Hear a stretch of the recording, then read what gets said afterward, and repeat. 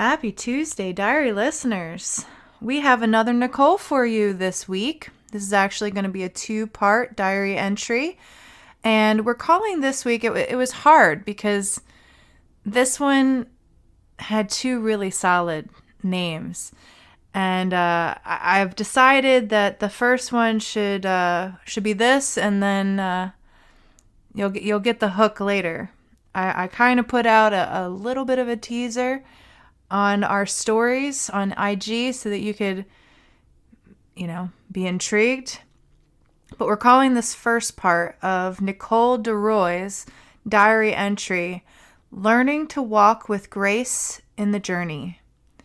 So we hope you enjoy and definitely come back next week. I mean it. Welcome to the Apprenticeship Diaries, where raw meets refined. Let's be real, we're still working on the phone. What it took, what it takes, and the stories that are made. Join us as we learn from professionals about how their stories begin.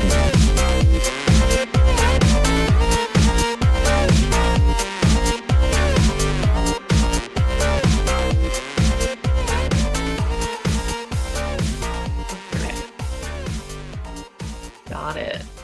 Awesome.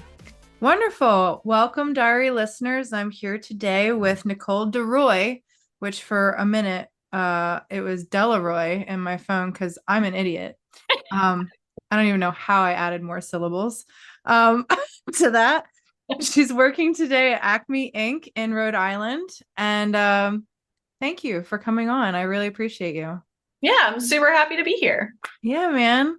So we met on through Jason Stapleton and his community, which isn't a thing anymore, but he's still such a great dude, and anybody that I've met through him has been stellar. So that's why we're before each other now. When I was like, oh, another tattoo artist. I was like, oh my God. We were two of a kind in that place. Yes, ma'am. Yes, ma'am. And since I frequent Rhode Island, I was like, oh shit, she's in Rhode Island. That's awesome. So I only just met you. We spent Paradise together and Paradise tattoo gathering. We just met in the flesh. We kind of had been remotely chatting for a couple years, I think. Sounds about right. Yeah. So this is actually a meet for me as well, as much as our listeners. So it's a debut in a lot of different ways. I'm curious about your story. What I know is just like how cool you are to, go to a convention with. Which Nicole is dope, by the way, for anybody who wants to travel. Your boundaries really well. You just go, I'm gonna go now, and like just shove up, and she does her own thing, and it's great because there's so much going on that it's a relief to have somebody who's just like, I'll catch you later, bye, and then she's off. She doesn't, you don't have to I didn't have to nurse anything. It was great. Yeah, I don't like having to people please as much as possible. Even though that's, part of our nature.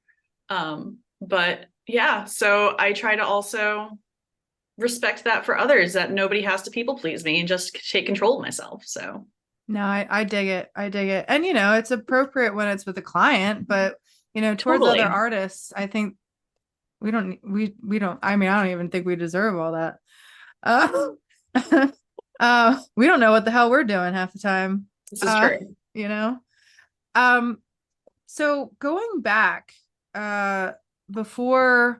before tattooing and everything, what brought you to this? Like what was the, you've been, well, first, before that, how long have you been tattooing? Let's start there. And then I started tattooing middle of the beginning of the pandemic.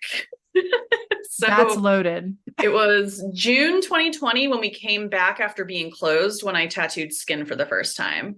Got you. And so did you start your apprenticeship before the pandemic? Yeah, it was that summer before in 2019. Holy God. I'm so sorry. I don't know. How was that? Oh God, it was horrible. Okay. That's what I thought. You add traditional apprenticeship duties And then you add all of this crazy stuff that the state wanted us to do. Yep. And yeah, it was Rhode just a Island's total nightmare. Rhode Island's pretty how do I put this in a nice way? They're regulated. I'm licensed in Rhode Island. And I got, because I'm regulated in Rhode Island and licensed there, I got all the PSAs of like what they were saying their statutes were under certain licensure. And I was looking at what my friend Evan, who owns Powerline there, what he as an owner had to go through in order to, accommodate this state of emergency and put his business on hold. So I get a little bit of, I wasn't experiencing it, but you were, and you were not a business owner, but on the other end of that, you were fresh and trying to make a life for yourself. Wow. Yeah. That's It a lot. was, one of those things where my shop owner, she had basically been like, oh, well, good thing I have an apprentice to do all this because I'm not doing it. How great. I mean, it's kind of like, oh, I've never skied before, so let's just kick you off the lift onto the mountain and see if you don't die. I've Maybe heard you've about got a broken those. ankle here or there, but Yeah, I mean, you didn't die. Well, I hope that whatever you were doing before that was, I guess, awful enough that you were like, you know, I want a tattoo. I mean, you could say that. Okay, get into Um, it. yeah. So, I mean, I was really all over the place for a really long time. I was always creative as a kid. I was always making art. I was always playing music. But I was constantly like conditioned and beat the artist out of myself that, you have to do other things in order to be successful. And now I know that couldn't be further from the truth. Um, but I found myself, going to school, dropping out of school because I was not happy. I actually studied biology, mathematics, and Oh, chemistry, right on. um, and worked in a lab on campus with a paid apprenticeship and like did an entire panel at like this prestigious thing at Cornell. And Oh, then that's all of a awesome. sudden, I was That's just like, really I don't want cool. to do this. Yeah, I um, mean, if you're at that level and you're like, uh, Sorry about my dogs. oh, you're fine. My cat's in the background. Now she's not even looking at us. They were just barking, so they're probably loud because they're loud. They're like, Mom, what are you doing? No, and that's fine. I mean, they're your children basically in a Yeah. lot of ways. Yeah. They're But upset. anyways, Yeah, go ahead. as I was saying, so after I dropped out of school, I kind of just like went back into doing art because I had changed my major to art for a year prior to dropping out. And I just didn't feel like I was learning enough that was worth paying tuition. Um, so I worked in the service industry all through college, serving, bartending, and I just fell into that for a really long time. And in that comes a whole lot of toxic behavior and horrible hours and horrible treatment from people and from superiors and all this other stuff. I ended up in the brewing industry for a while, and being a woman in a male dominated brewing industry where people are drinking all the time was even worse. I believe it. I believe it. And ultimately, it just got to a point where one of the breweries I was working at, I was doing signage artwork for their menu because they had like big boards that they would have hanging up over the bar. And Yeah. I was doing all that artwork for them. And it was funny because it was one of my colleagues who actually worked in the warehouse. He was like, hey, you're really good at that. You should be a tattoo artist. And it's always that one person that's like, hey, why are you doing this? You should be But doing this. yeah, but it's actually ironic because when I first dropped out of school, I kind of toyed around with the idea because I was getting tattooed. Gotcha. I started getting tattooed right when I could, basically. I was like 19 when I got my first one. That's Um, awesome. and so I was getting tattooed and I thought it was cool. And I mean, I didn't have a portfolio. I had nothing. It was pretty embarrassing, actually. And one day after I was up partying all night, I decided it was a great idea to just walk into every shop down the street from where I was living in downtown Providence and Federal Hill and just ask for apprenticeships. Hey, there you go. Did it pan Essentially, I out? got laughed out of every single one. They were like, do you have a portfolio? And I'm like, no. And they're like, well, that's the first step. And they just laughed me out of the place. Oh, Um, well, the second step, or I guess the step for them would have been, yeah, they could easily criticize you, but I have to defend a little bit in just the whole like, well, if you're looking for an apprentice or if you're even entertaining that, I have to vet you. So if I'm gonna ask for a portfolio, I'm gonna shoot back with, hey, here's some homework. And then if you came back, I'd be like, oh shit, okay, you know, yeah, maybe this person has merit, right. like that's that. But anyway, I hear Ultimately, you. I figured that out. Yeah, like it's like, well, shit, I can make a portfolio. Well, that's It was good. fine. It would have been an atrocious portfolio back then anyway. I mean, you never know.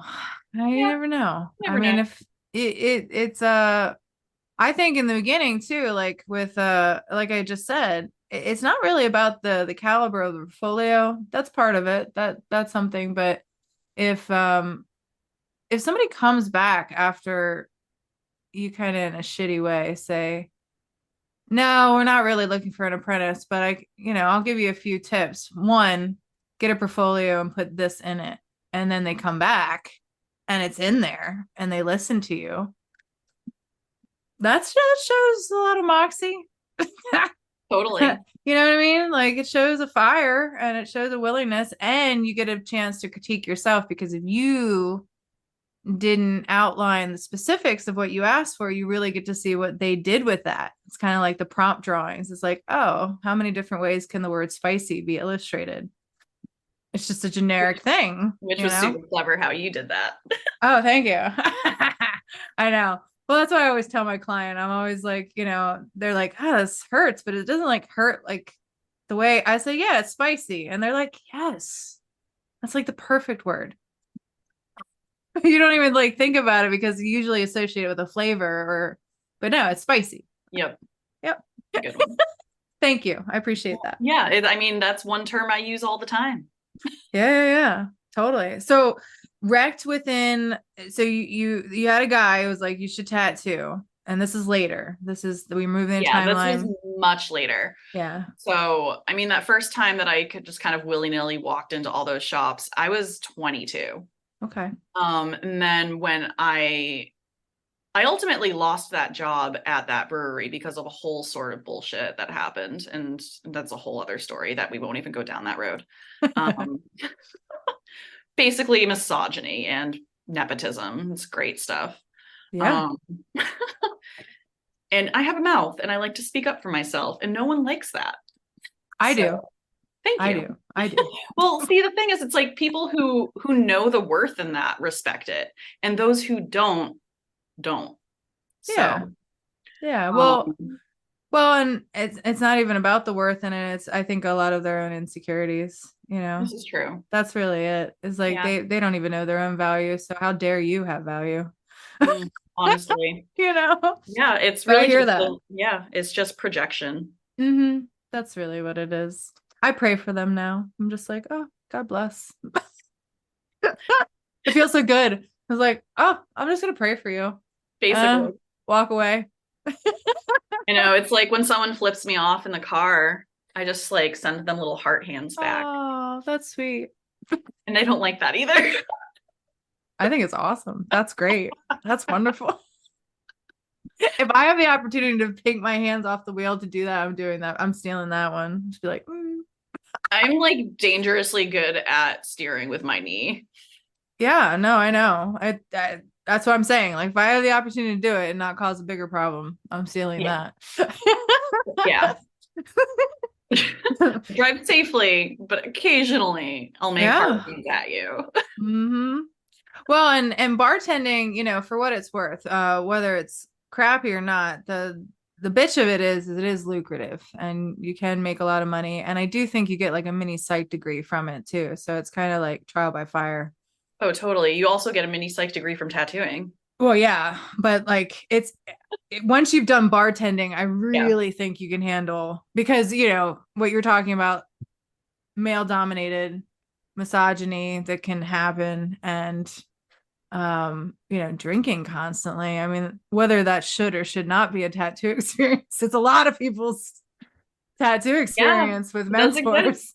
Yeah, it's definitely a vibe. Yeah, I mean, I've heard all kinds of tales. So, you know, you're jumping from one thing to the next that very much so in a lot of ways. I mean, I'd say bartending, doing hair for me was like a big one. And then tattooing, like, and I'm really like service-based industry like that, like, but food industry, particularly with yours, it's like you have alcohol in it, which, you know, alters the state of mind, lots of dependencies and lots of emotional crap that you're fielding all the time. So really it was kind of the perfect, I'd say, you know, vetting mentally for like getting into tattooing. Oh, hands down. There's so much that I learned from those years that I still even use today when it comes to handling clients. Mm-hmm. And if I hadn't gone through that, like, I mean, maybe I would have been one of those crotchety tattooers that doesn't have bedside manner. Maybe, but and it also helps you with crotchety tattoo artists too, you know. This is also very true.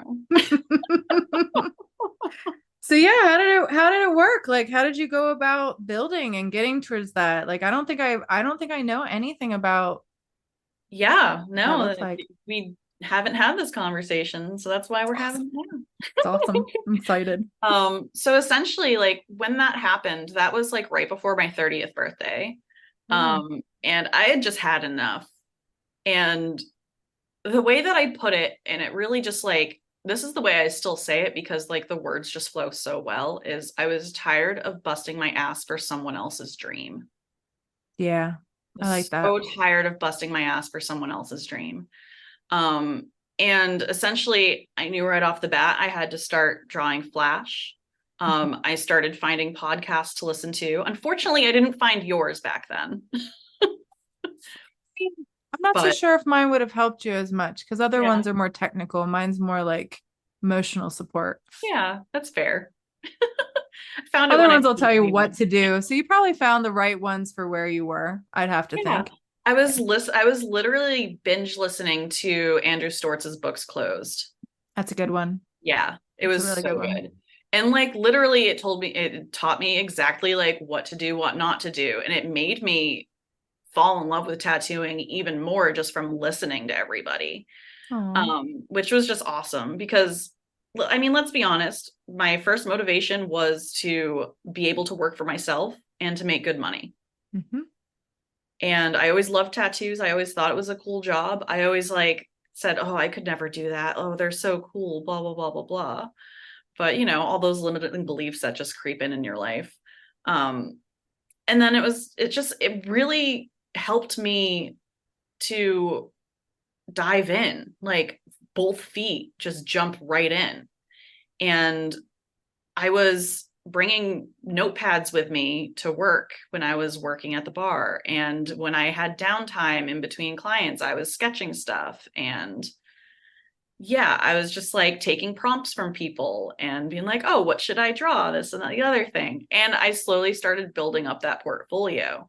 And it took me a good year and a half to actually build the fucking labias to walk into a shop. Yeah. When you're not like doing the walk drunk one night, you know, Yeah, down all of Providence. basically. Yeah. Um, yeah, Different vibe. totally different vibe. Um, and even then too, I would just go, I brought it in with me when I had appointments with people I've been getting tattooed by, which was the whole thing was I was like, well, that's where I start. I'm going to ask them first. Like I have a relationship with them. They kind of know me from tattooing me for years. even if they're not looking for someone, maybe they'll at least give me some feedback. That's a great place to start. And so that's exactly what I did. I went in, I got tattooed. I was like, actually, one of the guys, he already had an apprentice, and I just knew it was going to be a no.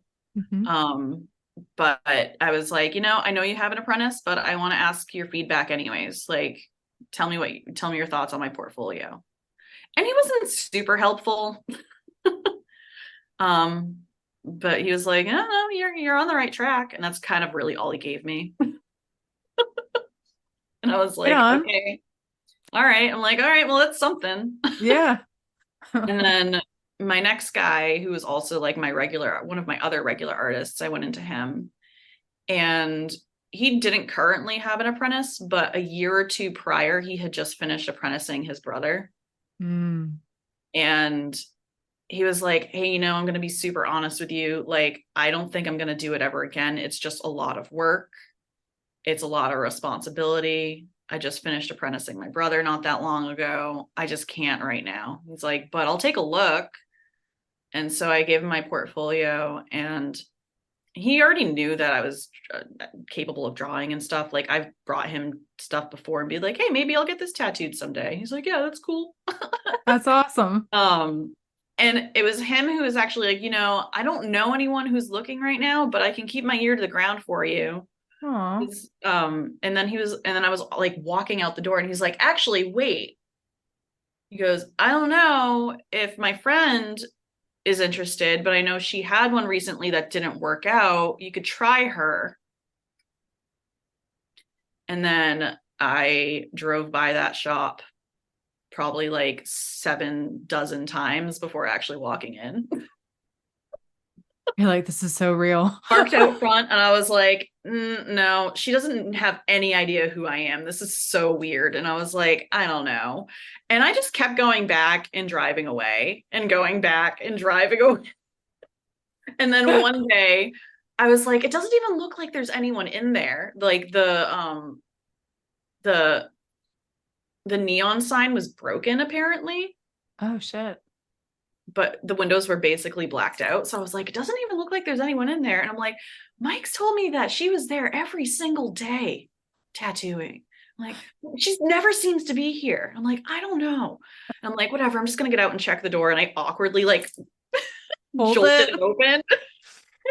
It was so embarrassing. And I was like, oh, that door is very open and very unlocked. um and she kind of gave me the stare down, and just like told me that she was burned by the last kid and she doesn't really want to do it, but she'll take a look at my portfolio. And she was like, yeah, I don't know, I just don't know, like blah blah blah. But I kept going back anyways, because at this point I think I was probably 2.5 years into searching. Mm-hmm. And I was like, well, she didn't say no, so I'm going to keep going back. Yeah.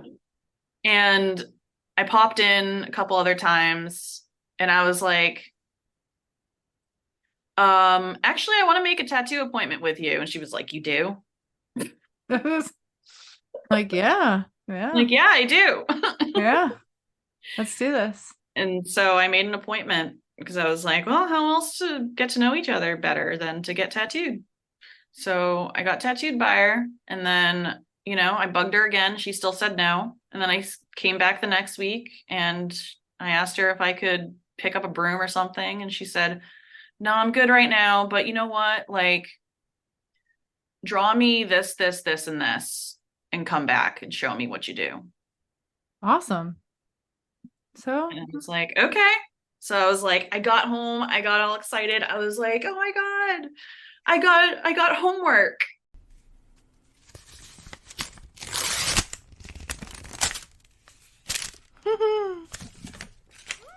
it's already here. My next book. Okay, listeners, I've got something to share with you that I'm already in love with. I don't know about you, but I'm a total book nerd. I have so many books. A lot I haven't read, I admit. There's just something about having bookshelves full of possibilities that calms my soul. So when I attended the Pagoda City Tattoo Fest this past August for the first time, I was delighted to run into my friend Ina Vigilato. We've actually had her on our show, so go check that out. Straight away, it was like God used Ina to guide me over to Black Dagger Books. There I met Travis Lawrence and Josh Rowan, the creators of this enterprise, and got hooked as soon as I saw their product. It's these beautiful little books just full of art, amazing art from amazing tattoo artists. From here, I'm just going to read what their site says. Black Dagger Books is an ongoing collection of artists defining modern tattooing, published monthly, one artist per book, one book per month. A subscription is $25 a month. You get inside of these beautiful books, these custom stickers. Each one is filled with the most gorgeous artwork, and it always concentrates on these awesome tattoo artists, and I try to follow each one as soon as I open the book. I'm just like, oh my God. So it's really worth it. Do yourself a favor. Go over to blackdaggerbooks.com, or if you're on IG, Black Dagger Books, it's all one word, and check out their product. Like I said, the subscription is awesome, and I'm really happy. This quells everything about, the book nerd in you, the art collector. It also cures any guilt that you might have about having books just laying around, because this gives back to the artist community. It's a win-win. And just so everyone knows, I'm not being paid to shout these guys out. I just genuinely love their product. And also, I really love them. The creators, Travis and Josh, were amazing. They were so kind to me. They gave me so much of their time at the Tattoo Festival. So if you ever have the chance to meet them, talk to them. They're great guys. I just can't say enough things. So do yourselves a really big favor. Go check it out. Thanks so much, listeners. Let's get back to our podcast. That's awesome, because that's the way you should be, Yeah. That's awesome. And then I worked on that sheet feverishly for like the next week, and I brought it in the next week, and she was like, okay, now do this. And then I just started showing up, and I was like, so can I hang out? Like, can I just hang out and draw? Can I do this, that, the other thing, whatever? And she was still hesitant because, she'd been burned, apparently, whatever that means. And we might know one day. I mean, she eventually told me the story, but then after knowing her, you're like, yeah, I see it. Like, and that's the thing, is that it's hard to,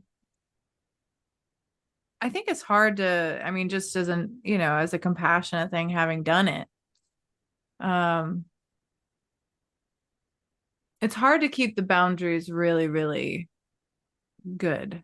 Because there's just so much, there's so much caring that it's hard to appropriate the caring in ways that are like good for everybody. And I do think that if I were to look at my own failings, and there were ones during my mentorship, not my mentorship, mentoring someone, you do the best at what you can do. And it just breaks your heart because, I was earlier today, I met with Killian Moon, and we were talking about his one. And, we admitted it was like, it's really, you find yourself sometimes caring more than you should about their success. And your ego kind of gets wrapped up into it. And it's not appropriate. It's not right. But, it's hard not to do. It's hard not to do. Human. Yeah. Well, and like, we know how cool it can be.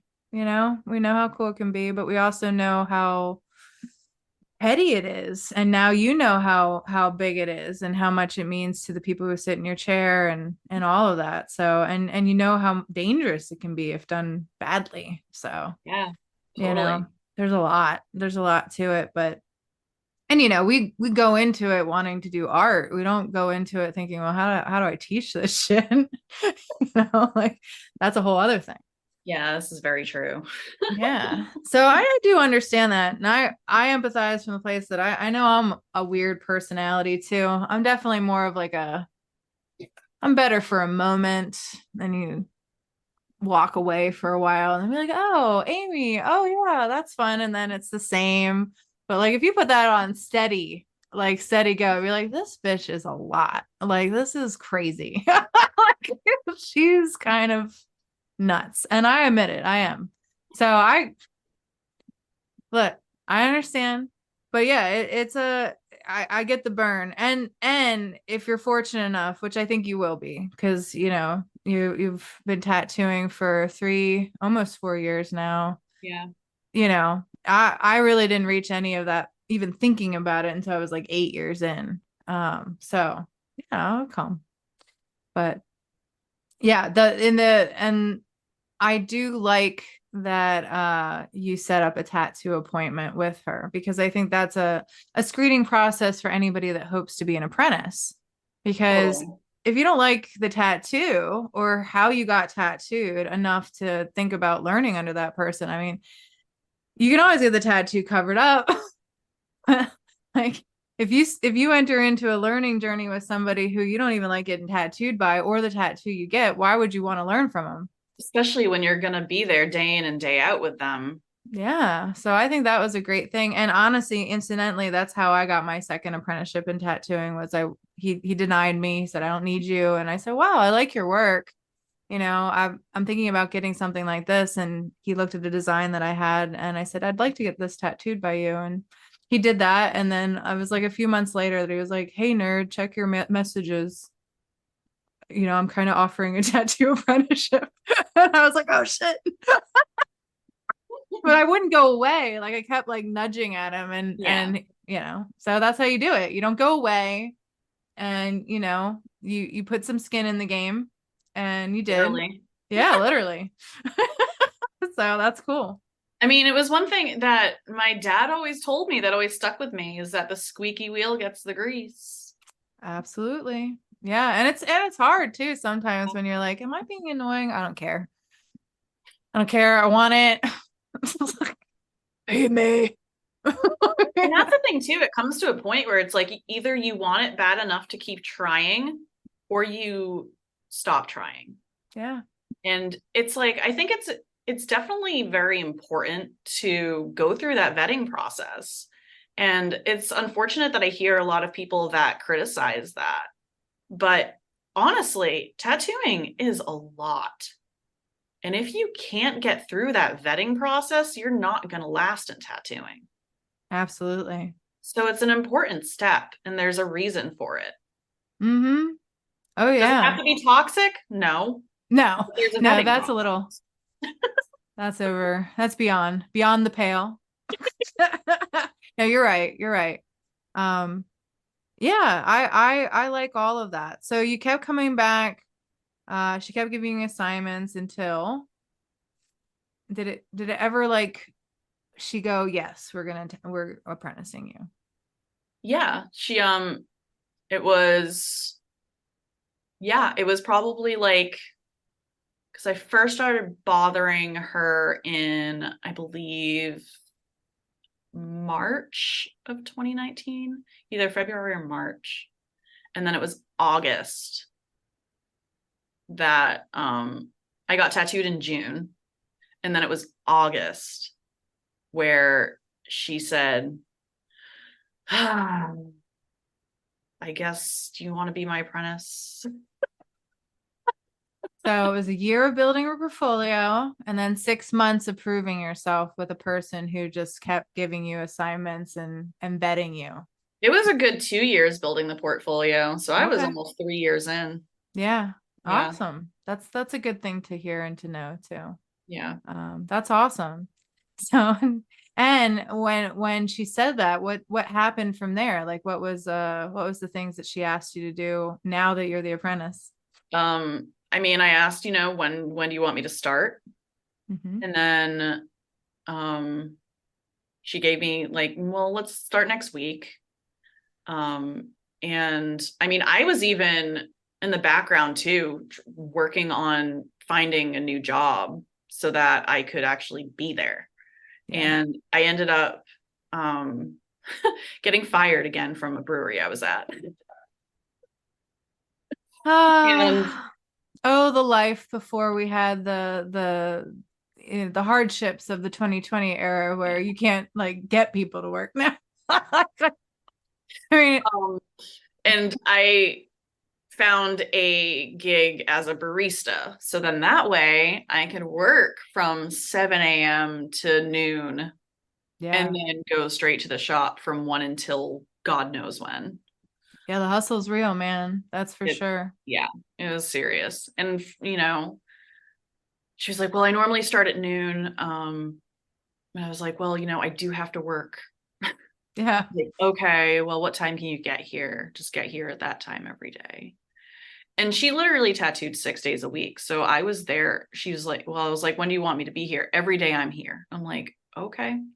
All right. I'm like, Cool. here we go. This is going to be a lot. So it was Monday through Saturday every day from 1 until like sometimes 9 or 10. Right on. And did she have more of a private clientele, or did she have walk-ins? Like, how did that look? I mean, this was before COVID, so there were people calling and stuff like that, but she was booked out for a few months and it was just her at the shop. Gotcha. So I mean, very rarely would she take a walk-in, Gotcha. I but gotcha. people would inquire. And did you learn the front end as well as like, was that your duties? Oh, I was doing literally everything that would be running a business. I was handling the phones. I was, greeting people if they walked in to inquire. I would, consult them basically before she would consult them. I was doing all the cleaning, all the organizing, all the restocking, buying all the supplies, going on runs to Walmart 4 or 5 days a Damn. week, Yeah. running her errands. Oh yeah, the errand running. Gopher tastic. Yeah. Yeah, Learning the layout of the local area, basically. finding every location there Yep. is. Yep. Oh, I forgot my charger at home. Go to my house and get it for me. Like all I'm the I'm things. feeling like tapas today. Can you find a tapas restaurant? Honestly. Find me tapas. Yeah. No, And I not hear you. once was I thrown any gas money. Mm-hmm. No, You you know, don't. You don't get no. that. Not once was I thrown gas money. Not once was, no, just nothing. Nothing's given back to you. Mm-mm. Nothing. No. Literally nothing. Just the chance of tattooing. Yep. Yep. That's the carrot that's dangled for sure. And then No. I also played therapist every time she would break up with a girlfriend every 6 months. So that was fun. Oh Lord. Yeah, that's not great. Honestly, it's like that entire experience is probably the reason why I've gotten so good at my boundaries. Mm. Yeah, for sure. Had to That'll do it. learn. I had to, yeah. That'll do it. So it's kind of like having a consistent regular at the bar who like Yeah. is your boss. Yeah. Like I really disconnect from you when I'm serving other people, but now you're my boss and now you're just like trauma dumping on me every day. Honestly, every Yeah. day. Every Wow. day. It was always something. There was always drama with her friends. There was always drama with the girlfriends. It was drama, drama, drama, drama. It was like I was fucking Jersey Shore in the tattoo shop. Did the neon sign ever get fixed? Yeah, I had to figure that out also. So Oh, right on. it was also one of my duties. Oh my Lord.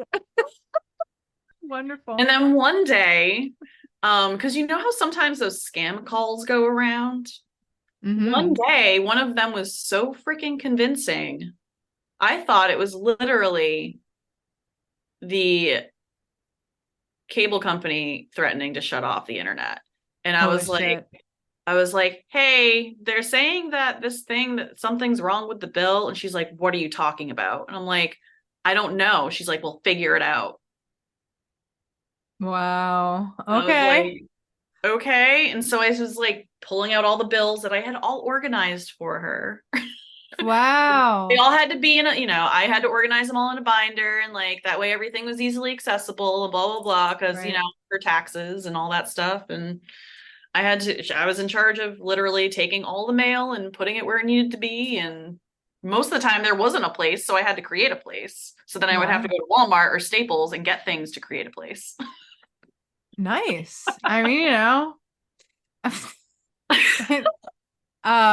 you figured it out though, obviously, I'm sure. But yeah, essentially what happened was they had gotten me so invested that I started like pulling numbers off the thing that, but it wasn't the account number and stuff, but it was just enough that she was terrified that they got information somehow, but they didn't. And so then it was also my job to contact the bank, cancel her card, get a new card. And then they didn't want to talk to me How because does it's that even not my work? account. Yeah, it doesn't work like that. And she's like, well, I can't be bothered with this. And I'm like, well, I don't know what to tell you. You're the one who like made me do this. Oh So, my God.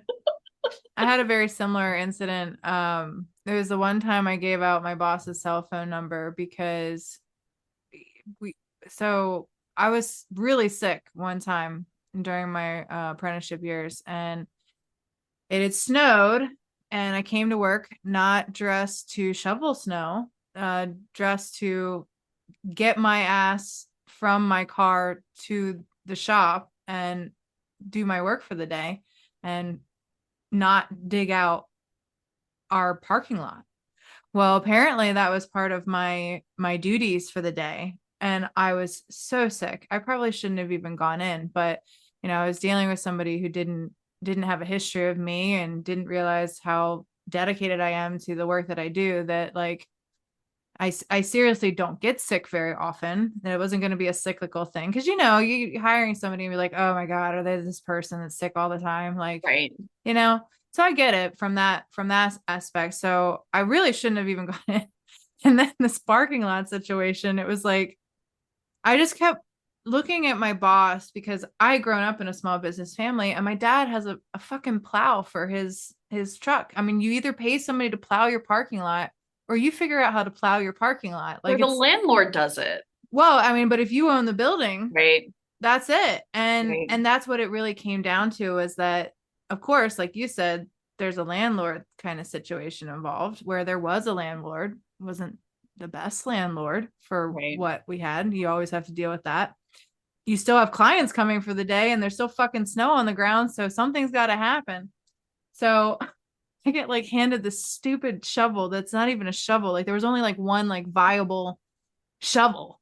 And then there was this little thing that it was like, dude, I'm never going to be able to shovel this damn parking lot. And so I'm like out there sick as a dog, like really upset because I'm like, dude, why don't you pay somebody to freaking plow your lot? Like, what is going on here? And he was like, why would I do that? Because I have an apprentice and I have friends. I just call my friend. And I'm like, this is abusive. Like, this is really not how you handle shit. Like, this is not responsible. This is not what it's not. You could have even just given me a nod to be like, hey, fucker, wear snow boots and some gloves.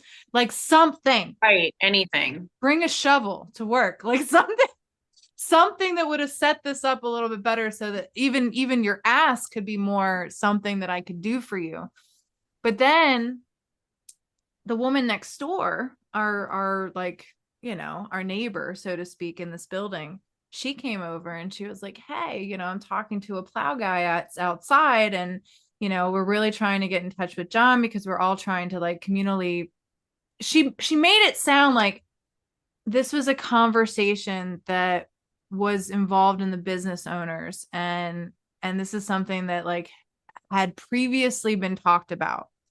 So I was like, oh, cool. Like you and my boss are thinking about plowing this lot together. Yes.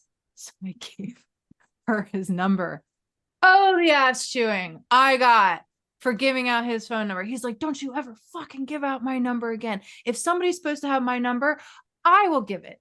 I will have it. They will have my number. Don't you ever do that. And I was like, dude, Oh, seriously, man. Like, I don't even understand why you would have a neighbor. I live next to my neighbor. I don't have to talk to her. We just live next to each other. I'm in a townhome. She has my number.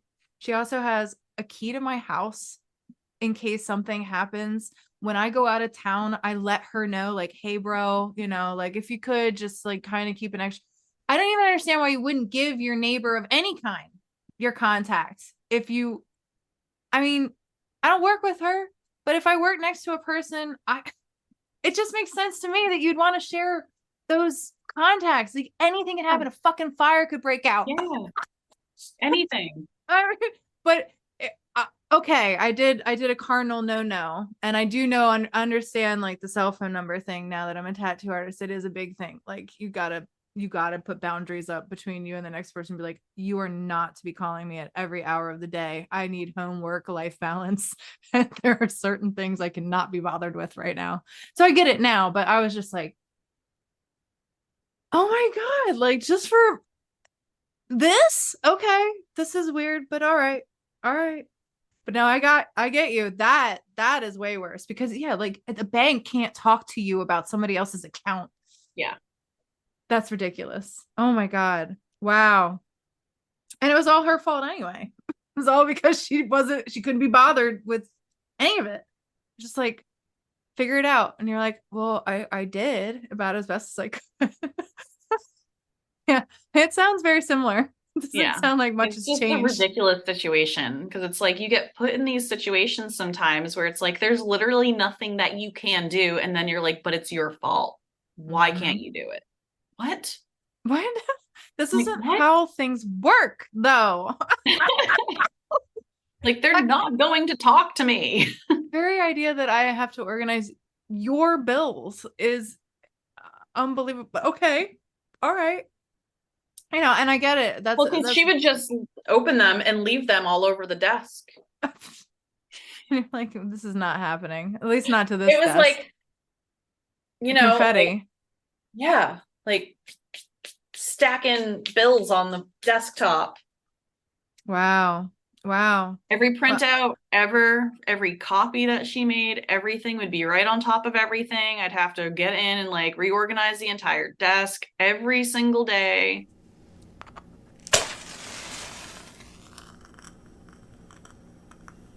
Okay. Part of the mission of this podcast is to share really awesome people with all of you. So go check out Eden Health. This is my friend John Simmons' company. Through it, he does acupuncture, nutrition, microneedling, light therapy, but it doesn't stop there, everyone. He's a wealth of knowledge, and I welcome all of you to meet him, go talk to him, reach out to him. You can find him at edenhealthmd.com. Back to our podcast. So on top of this, I mean, I think we're answering the question. Is there anything about the way that you were taught that you felt was unnecessary? Definitely that. Like a little. I think the personal errands thing is honestly just abusive. Yeah. Especially if you're not going to actually give anything back for that. Agreed. It's too easy to just get supplies like automatically delivered. That wasn't even an option for me to organize something like that, which as the apprentice, sure, figure out how to organize auto deliveries. Okay, great. Let's do that. No, that wasn't even allowed. I had to physically go get everything. And in the beginning of COVID, when there were no paper towels anywhere, I had to literally drive all over Creation to find a pack of 2. Oh my God. I didn't even think about that, dude. Wow. That sucks. And I would be running into every grocery store, running out, blah, blah, blah, blah, blah, everywhere. It was just awful. That whole paper and the wear and shortage. tear that I put on my car, like my car kept breaking down. Like it was just not a good situation. No. And that was one thing that I really appreciated at Paradise that was said at the end. And I think that was actually noted was that, there was an apprentice that stood up and she was like, guys, this shit's really expensive. Like if it wasn't for the grace of my mentor, who I am so grateful brought me here because all of this is really dope. But had he not like done that for me, there is no way I could have done this. There is no way.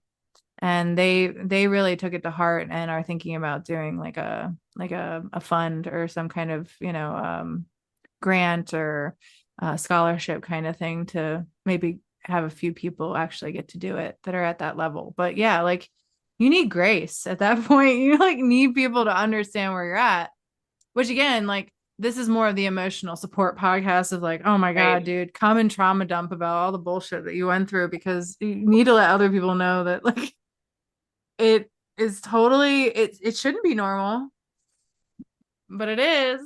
Nope. Nope. It happens. And my hope is that, giving this to other people as well as my grace in understanding all that I've come to and then resubmitting myself to somebody else's story, however that's gone down, gives me perspective about how to be better moving forward. If I decide to take on another apprentice, which I hope to one day, I would really like to. Because, that was another thing at Paradise was like, you had so many people be like, wow, I got burnt. And oh, I don't know if I'm going to do it. But you have to because it's just like putting on the show. Like, Jake and I feel like there's a better way to do it so that there are boundaries set from the get-go for both parties so that no one's getting burnt. yeah, I And try that to. way expectations are clear. Yeah. There's, okay, this is what's expected of you. This is what you're going to be responsible for. Okay, have a rebuttal. Okay, well, how about this? How about, I'm barely making money and I'm here 6 days a week. Are you gonna throw me gas money ever? Like Yeah. Well, anything. and if I'm going to have you go Even for having which a conversation.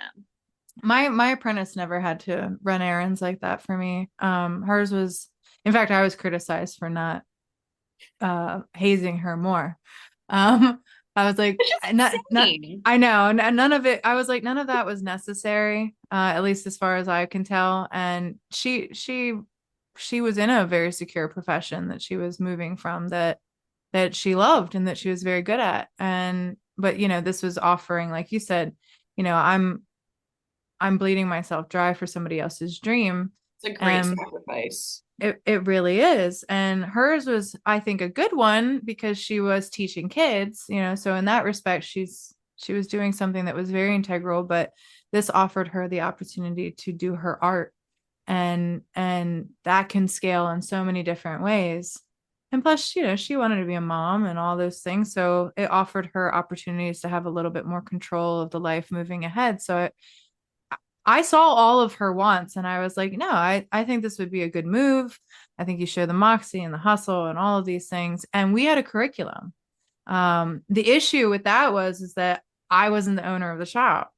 So we had other people that were of mentor ability and he took on other apprentices. And then there was a couple incidents where he just railroaded my fucking curriculum with his own apprentice. And it was like, dude, why do you think I gave you a curriculum? I gave you Right. a curriculum so that one, hopefully you'd clear it and go, this is a nice curriculum. I would like to adopt this as something that we do, kind of that whole back and forth thing that you're Yeah. talking about, but amongst professionals who work Right. together, who, I'm basically grooming somebody not to my own benefit, but for his shop's benefit, because she ain't paying me money at the end of the day. Again, I wasn't being thrown anything extra for teaching somebody. It was just simply I Right. wanted to do. And I wanted to do it with somebody that I had picked that I thought was a really good artist and that I saw potential in. And I thought it would be a great thing to learn. So for me, I was willing to sacrifice, put skin in the game. But for him, it was just like, I don't know why it ever like got to that. Like why I had to have a sit down at one point where he railroaded the curriculum and he was like, I just didn't think about it. And I was like, you didn't think about how this would make my apprentice feel? You didn't think about what this would put a position on me? Like, dude, I don't even know how you could not think about that. I don't even know how you could think that this wouldn't affect the relationship between the apprentices in the shop. Like, Right. why do you want that kind of fucking turmoil? It's just going Like, to create, all it does is create tension and drama. And it's dude. like, that's the last thing that you want.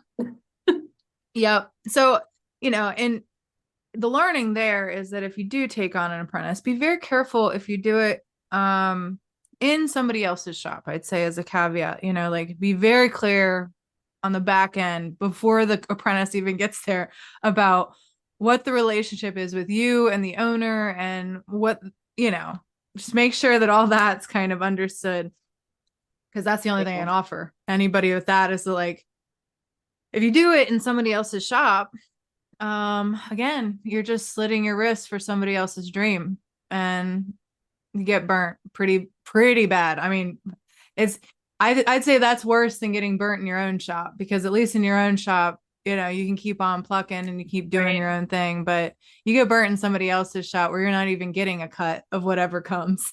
That's really fucked up. Yeah, that's something I would never even consider doing, is like apprenticing somebody if I did not own a shop. Yeah, Like, it's a good that just call. it doesn't seem like set up for success, we'll put it that way, for anyone. I mean, it's But then definitely, even if there's something that, like the shop owner could tell them to kick bricks. yeah. Well, and I would have been fine with that, like, honestly. I mean, if that had happened, it doesn't mean that I can't still, like, give them nods and help and to work for somebody else. He can't control me like that. He can tell me to kick bricks, but he did eventually, but Yeah. but yeah, like, for me, it was just always like,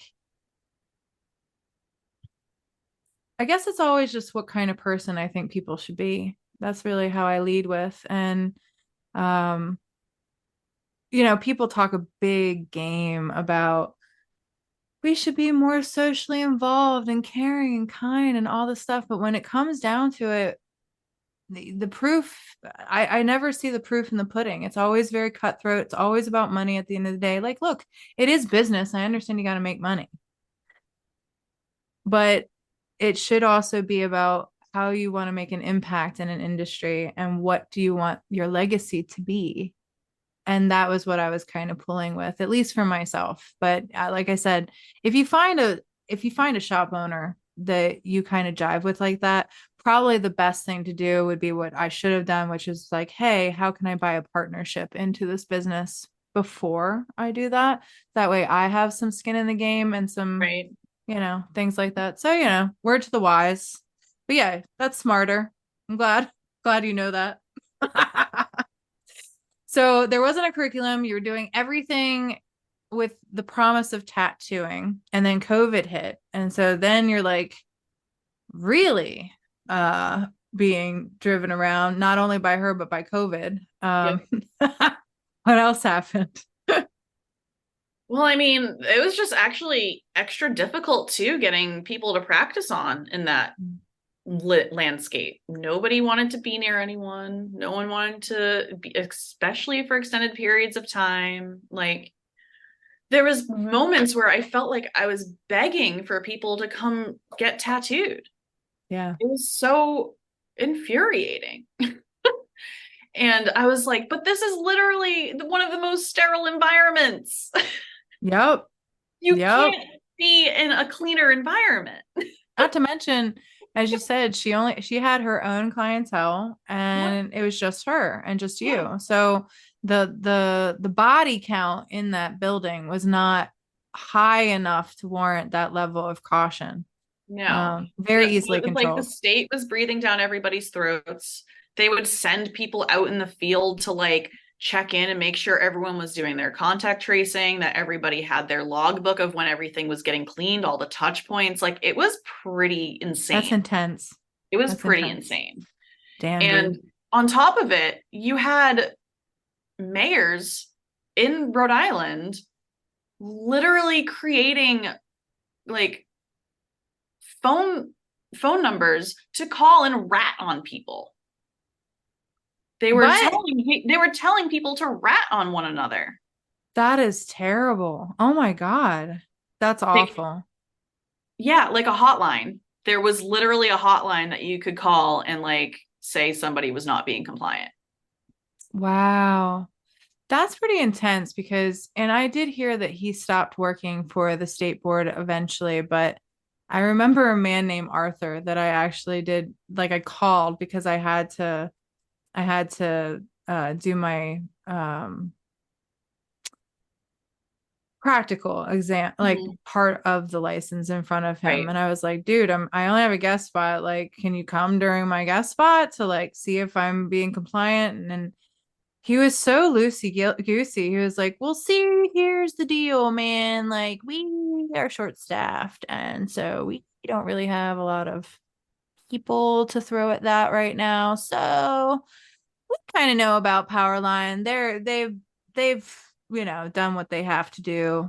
So just send the money in and it's cool. And I was like, so that's like a setup for disaster too, because you go from that to like all of this regulation, all of this up your ass. Like we got to make sure everything's falling through. And by the way, rat on people who are not. Like Yeah. it was like Arthur and then that. So that's stark, man. That contrast. Oh, man. Yeah. When I started my apprenticeship, actually I had to register with the state as an Yeah, apprentice. what did that look like? Like as far as like did you have to clock hours and stuff like that? Yeah. So the whole point was they were trying to get away from just anyone getting licensed because I guess like they realized that there was X amount of licenses and only so many shops and it just didn't add up. Yeah. Yeah. So essentially they made it so that you had to register, you had to be registered under another artist license Hmm. at a shop, and they had like an entire outline of hours that you had to log to essentially show you put your time in. How many Um, hours? Do you remember? I remember that there was different categories, and I mean the numbers are kind of like loosely remembered off the top of my head. Like there was about 150 hours of practical tattooing, 150 of aseptic technique, like so many hours of bloodborne pathogens training, which you can only do so many hours of bloodborne pathogens Yeah, training. like I mean, I guess you could count. I mean, because aseptic technique plus bloodborne pathogen, they're kind of intertwined. Like you learn them both together. Yeah, essentially I almost had to like over research things, and it was just like banging my head against a wall. Yeah. Well, and if you did But you they do, didn't really have a way of vetting it. They were just like, okay, show us what you did. And it well, was because like, it okay, it puts the onus on the shop owner is how it right. is. And that's what's really fucked up about bureaucracies and stuff like that is that that's the other part of why not a lot of shop owners want to take apprentices is because oh, you're just a dangling liability that if you fuck up, it's on me. It's not on Basically. and I have to hold and bite the bullet and pay out all this shit and possibly, have just a shitstorm of stuff to worry about. Right, So because yeah. you're registered under their license. You are working under the umbrella of their license. So anything that you do, they're responsible for by proxy. Yep. Yep. It's heady, man. It's Yeah, people heady. don't realize that. It's a huge No. responsibility to take on an apprentice. And there's a Yeah. reason why it's super selective. Like Well, it's and not necessarily gatekeeping, although there are people that are doing that, but there's just a lot to consider before taking that responsibility. It's literally like having a child, but they get to tattoo people. yep. Well, and then the bureaucracies, they don't have enough oversight of them, so Right. like if you push back at some a law, for example, that doesn't make sense. My parents pushed back once when they came in to check on massage licenses. My parents were like, there's some massage going on and it's upstairs with the massage therapist as it's supposed to be displayed once somebody's getting a massage. They're like, well, we need to go up there. They're like, no, you're not interrupting a massage to check a license. Where's your registry? It's all registry. You don't have to be here. Why are you here? And then my parents were like, let me ask you something. Massage under the license, it says that you can practice that anywhere, really. They don't restrict that you have to do it under a flag of a business. So doesn't that mean that people can do it out of their homes? And they're like, well, yeah. And they were like, how do you check a license in a home? You can't come into somebody's home. Not in your jurisdiction, bucko. She's like, how does that work? I feel like we're being targeted and abused here. And it was like one of these things where because my parents would bitch and like push back at them to do their job better. And because they were pushing back at the actual state board and kind of pointing out all of these terrible, like regulations where there would actually be no recourse for people who broke the law, which really fucked with my parents because if you're following the law and paying out all this money to follow the law, and nobody else is doing it and then they're not being punished for not doing it, well, who's accountable for that? Like, where's the recourse for that? And when they would push back at the bureaucracies would pick on my parents. They would come and they once stopped at our shop like every month for like 3 months. And my mom was like, I'm about ready to file harassment charges against you because this is clearly harassment. You haven't found a single thing. So what are you doing? But this is why we know each other because we were a part of Jason Stapleton's group. Yep. And it was all about doing your own thing, side hustles, business mindedness, all of these things that like, why don't you have a physical location? Why are you trying to be a digital creator? Like all these things where he's like, yeah, man, like you got to be a digital nomad in some respects. Like you have to have that side hustle, because diversification, because bottom can fall out in a lot of different ways when it comes to all of this like government crap that Yeah. happens. We all learned that the hard way.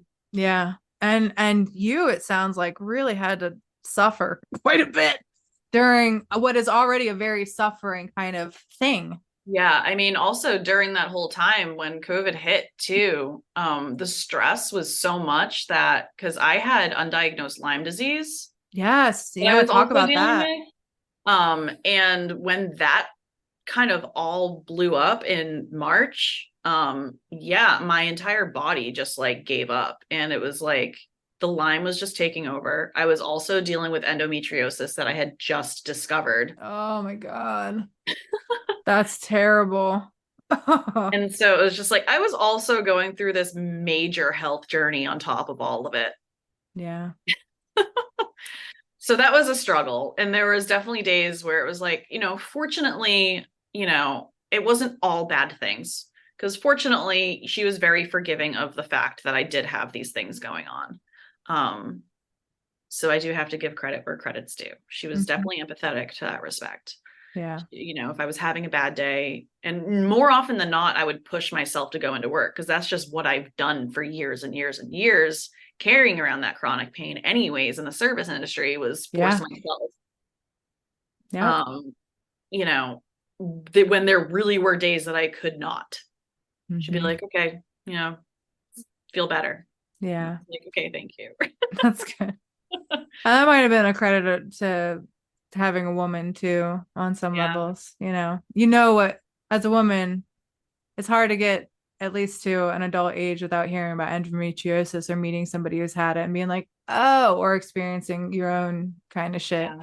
So you're like, oh, yeah, no, go home. I ended up having surgery too to get it all excised. Yeah, man, that's That awful. was October 2020. So this was all just a lot.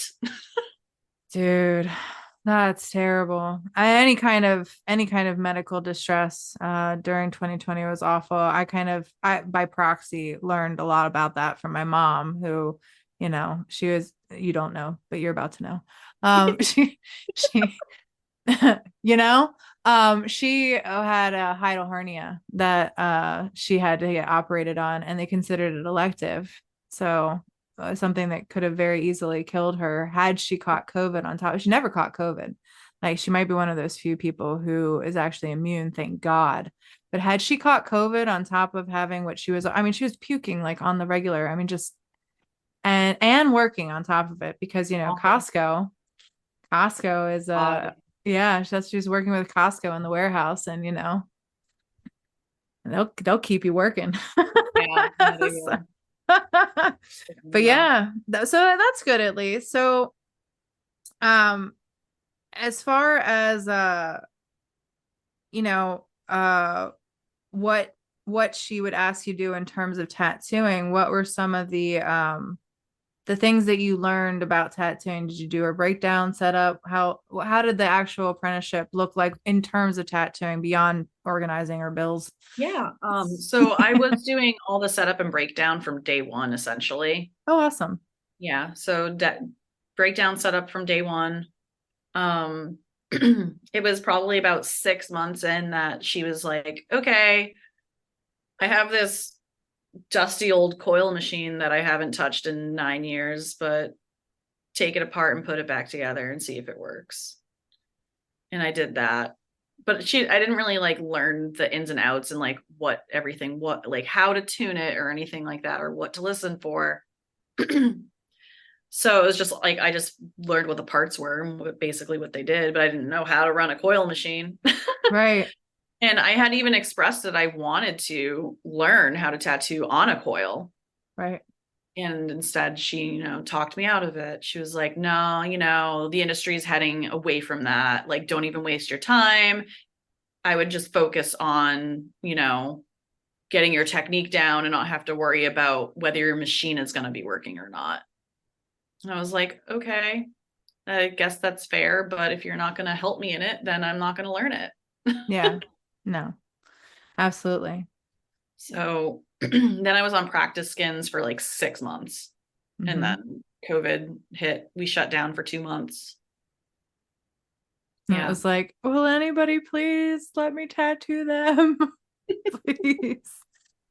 And it was tough because it's like like on purpose was having me work on practice skins for a very long time. Yeah. And I almost felt like that was kind of detrimental because then I got too used to tattooing silicone and not skin. Yeah. So that by the time skin rolled around, I basically had to relearn what I was doing. Yeah. And it's like the practice skins are cool, are like a good use for like, okay, how do I figure out how I'm holding my machine? How do I figure out, how maybe I orient it to pull a line or like this or that, the other thing, and kind of like get the technique practiced a little bit. But I don't think anyone should be on them for as long as I was. All right, diary listeners, that's the end of part 1. Next week, we're going to air part 2, and I really hope you come back. I hate having to break these things up, especially with what comes out next week. It's honestly one of the funniest things I've heard in a while. Nicole DeRoy, who, by the way, I'm sorry, I butchered her name in the beginning. I don't know why I have a thing about adding letters to people's. I'm abysmal with names, diary listeners. Like, my pronunciation, and I'm working on it. But she is just a wonderful human, has obviously been through a lot. I got to spend a lot of time with her at Paradise Tattoo Gathering, and yeah, it's just onward and upward for her. I really think that her story is amazing. She's pretty awesome, if I do say so myself. And yeah, you can find her at Nicole DeRoy Tattoos on Instagram. And she is currently working at Acme Inc. in Rhode Island.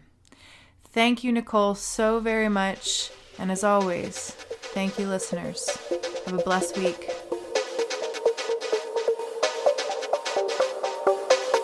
Thanks for listening. You can find the Apprenticeship Diaries on Twitter, Facebook, and Instagram.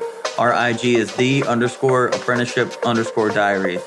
If you would like to offer constructive criticism or an interview, drop us an email at theapprenticeshipdiaries@gmail.com. We look forward to hearing from our listeners.